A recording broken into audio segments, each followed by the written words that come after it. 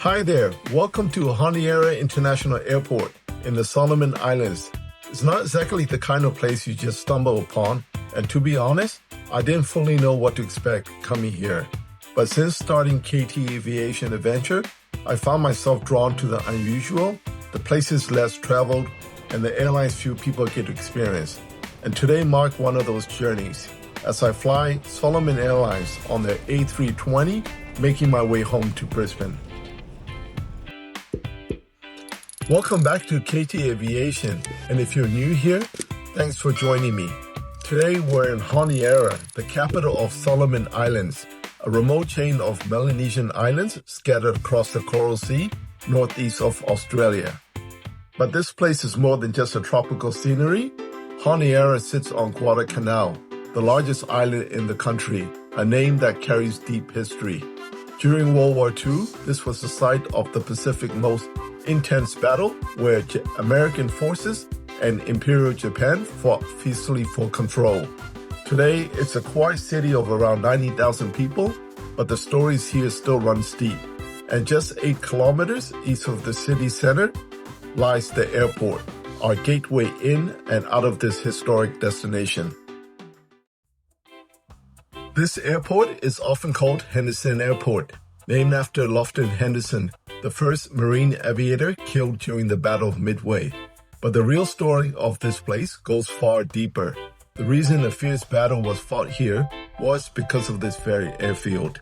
Originally built by the Japanese as a strategic bomber base, it gave them control over the surrounding region. But that control didn't last long. U.S. Marine forces quickly realized its importance. They moved in, captured the airfield, and turned it into a critical stronghold, one that would shape the outcome of the entire Guadalcanal campaign. One thing I actually really like here is the fixed taxi fares. From the city, it's about 150 Solomon Island dollars, roughly 27 Aussies or 18 US. Simple, straightforward, and best of all, no need to haggle.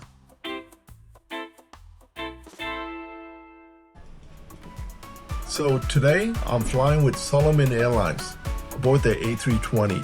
Now, Honiara isn't exactly a busy international hub. Around this time of day, there are only a couple of departures.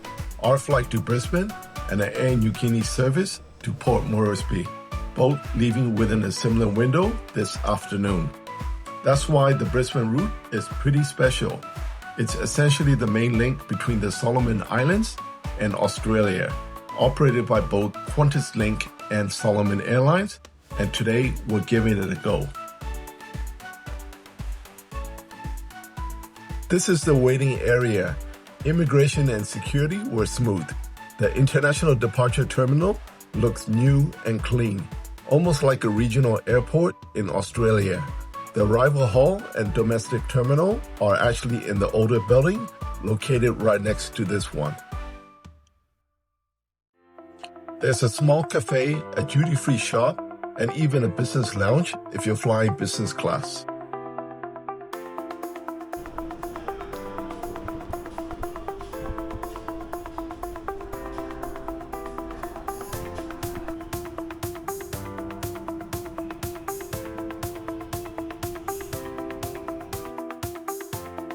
Here's my aircraft arriving as IE703 from Nadi, Fiji, which will continue on as IE706 to Brisbane.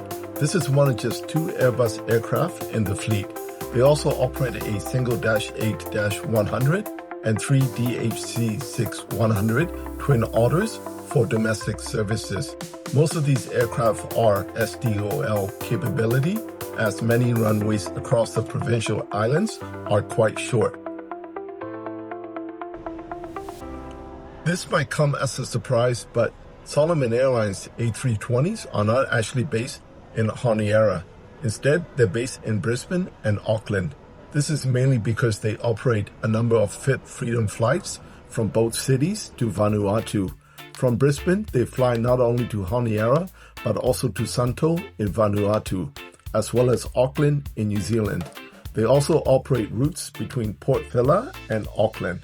From June 2026, they're set to launch a new route between Port Vila and Christchurch. These services are helping to fill the gap left after Air Vanuatu suspended its international operation due to bankruptcy. And there's the other flight coming in, Air Niugini 737-800 from Port Moresby, flight PX80. It'll turn around later as PX81.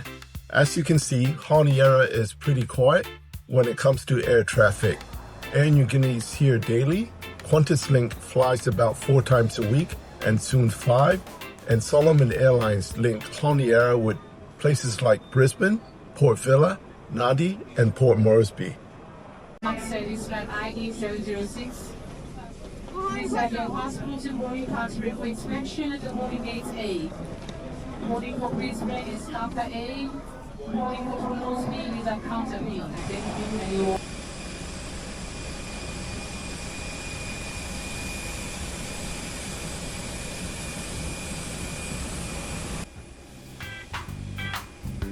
And we're now boarding. Today's aircraft is a 21-year-old ex-Air New Zealand jet that joined Solomon Airlines in March 2020.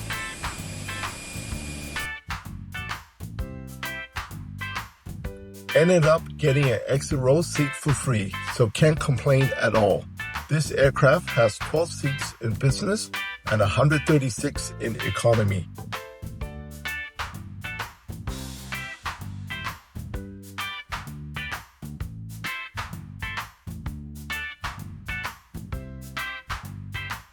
Legroom is actually pretty decent given its exit row.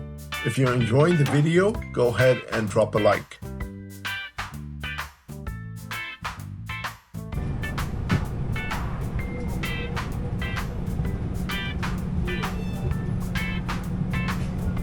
My name is William Naderbush. I'll be your captain on the flight today. I'm on the flight deck, Captain Woody. At the moment, just waiting on last the paperwork to be signed off. Hopefully have you underway in the next 4 to 5 minutes. Once we do get airborne, flight time to Brisbane is 2 hours and 45 minutes. The weather conditions there are short time.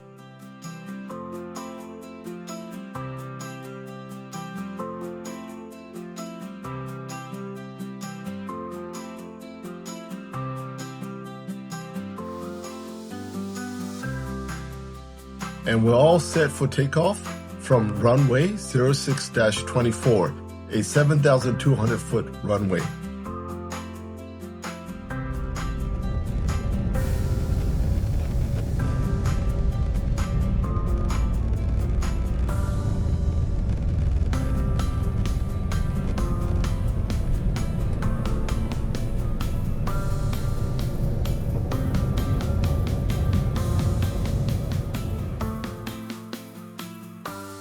Shortly after takeoff, we swing around in a wide U-turn, offering some great views of Honiara Airport from the air.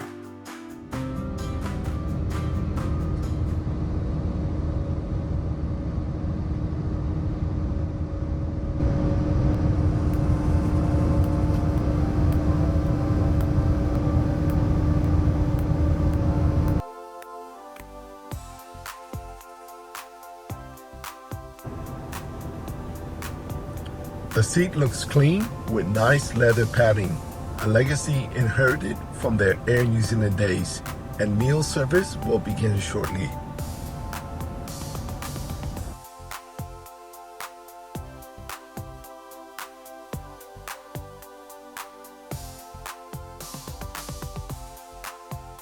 Here's the meal service: noodles with chicken, accompanied by a salad, dessert, and a bread roll. A solid offering for a small Pacific airline. In comparison, on the inbound flight with Qantas, we only received a light snack box and a drink, so this is definitely a step up. Drinks were flowing with wine service throughout the flight. Not bad at all. So the way Solomon Airlines operate this route is kind of like a milk run. After Brisbane, this aircraft continues on as IE724 to Auckland, parks overnight there, then flies to Port Vila before eventually heading back to Honiara.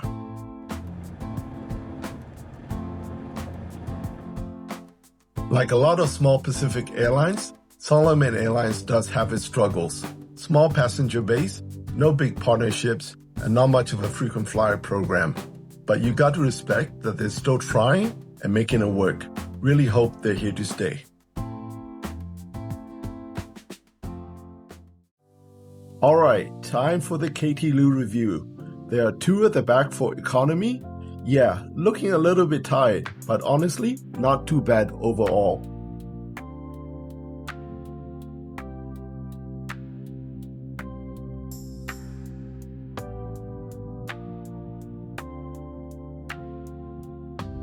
One 45 p.m. in the afternoon local time in Brisbane. A reminder that Brisbane is 1 hour behind Honiara.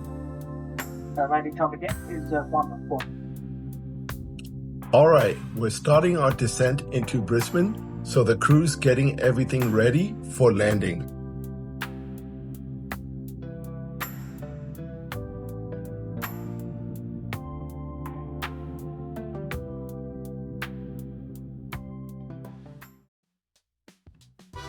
So, what's my verdict for this flight? Honestly, not bad at all. It was actually a really pleasant experience. The crew were super friendly, meals were pretty decent, and you get a full beverage service with alcohol, which is always a win. Seats and legroom were comfortable enough for a 3-hour flight too. No complaints there. Now, the only thing missing is entertainment and Wi-Fi. But hey, it's a small Pacific airline, so I'm not going to be too harsh on that. If there's one downside, it's probably the price. It's a little on the expensive side. I paid about $500 for this 3-hour flight. But to be fair, you do get 30 kilograms of baggage included. So that does soften the blow a little bit. Overall, pretty solid experience. Thanks for watching. Drop a like if you enjoyed it and hit subscribe. We're pushing for 1,000 subs. See you in the next video.